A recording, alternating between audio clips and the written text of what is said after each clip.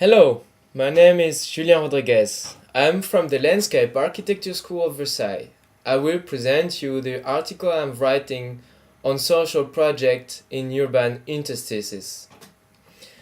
My research question is how this kind of project bring a new way to act on the city and what can we learn from them in terms of design process. From my bibliography, I recommend especially the lecture of Architecture and Participation, which is a summing up of different approach of participation in architecture in Europe. I also recommend the book Urban Act, a new book launched as a handbook for alternative urban practices.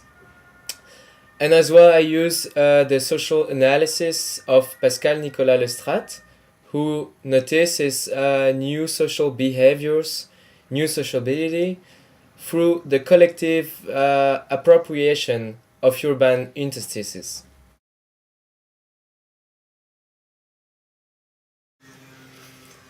In order to explain immediately what are these projects, I start my article directly with three examples. They all use the reappropriation of urban interstices for social projects as at the heart of their design process. Interstice means all the leftover space of the city, like space out of function, waiting space, or urban waste. Could be wasteland, building site, terrain vague, gap in the urban framework.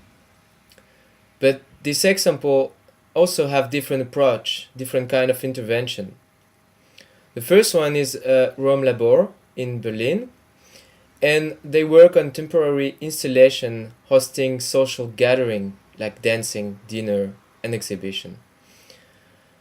The second one is more into participation.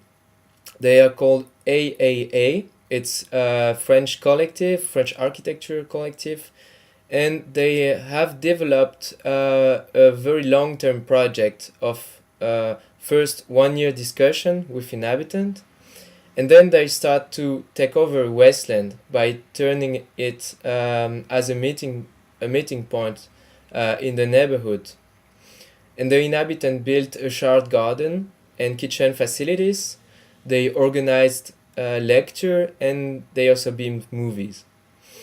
The third example is the phenomenon of community garden in New York.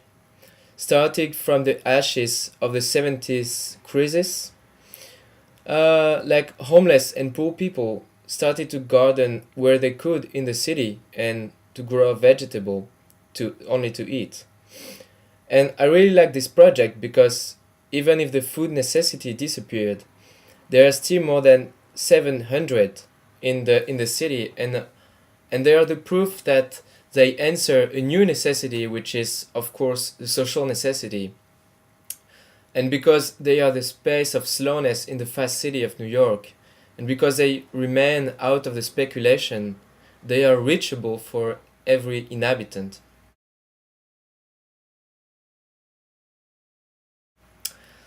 These examples are emblematic of the nowadays need of participation, the need of inhabitant influence of their urban environment.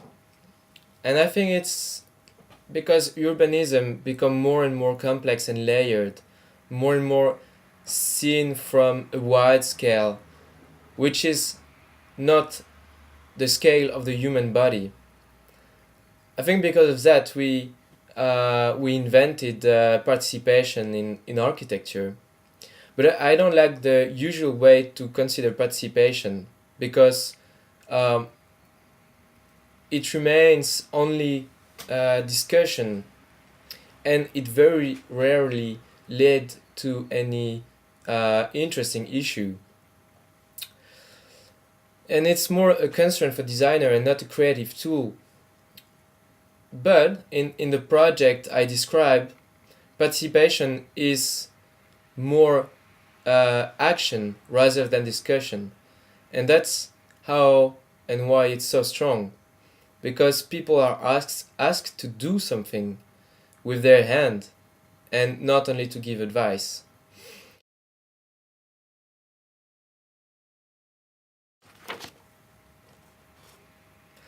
In my article, I try then to see what similarities exist in all these projects.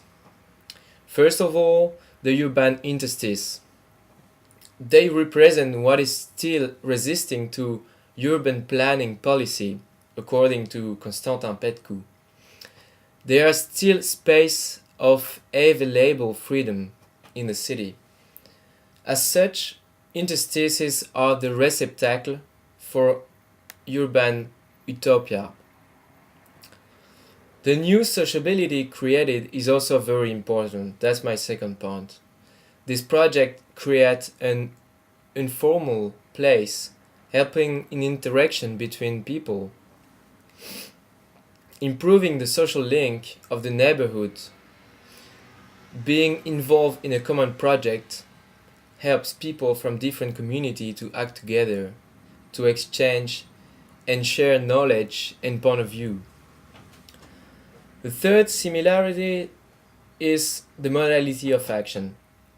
It consists less in planning than in immediate action.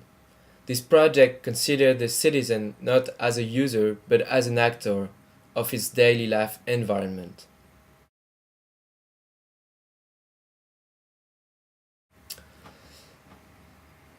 And in another part, I was also interested in knowing what are the limits of this project, of a common project. And I saw a few examples of how a social emulation can become a new ghetto, and that's why sometimes the project is taken over by a small group, leading to its privatization and its enclosure, which is completely the opposite of the initial aim, of course. And another limit is the relationship with the municipality policy, because we can ask the question: should this project stay away from the municipality, like the Green Guerrilla movement, or should they try to work with the municipality with the risk of being restricted? And moreover, what do these projects mean for the whole city? The Community Garden of New York are, as far as I know, the only event to have a strong meaning on the scale of the whole city, unlike the other, which remains quite unnoticed by the majority of inhabitants.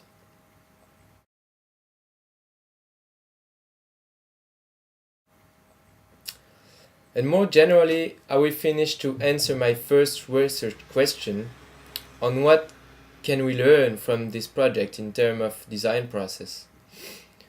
Firstly, it learned that a project can be developed from action, from the scale of the human body and participation, and not from an abstract and formal intention. Then we saw that inhabitants are able to act on their public space. So it's a question for designer. Do we need to design everything? Do we need to keep control on everything? And finally, another question is how the creativity of inhabitants, when they have, of course, a true possibility to express themselves, how this creativity can generate new shapes, new uses, and how this creativity can deeply enrich the design process. How we can integrate the inhabitant desire of acting in its environment. So I will finish with this quote from Donia Petrescu, for who the process of a common project in a urban interstice can be summed up in losing control, keeping desire. Thank you.